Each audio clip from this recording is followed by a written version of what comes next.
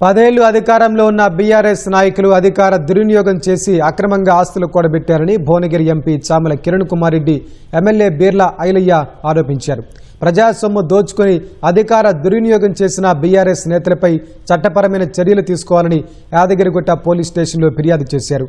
MLC కవిత సాక్షాత్తు వారి కుటుంబ సభ్యులపై ఆరోపణలు చేశారని, వాటిని సుమోటోగా తీసుకుని వారిపై చర్యలు తీసుకోవాలని ఫిర్యాదులో కోరారు.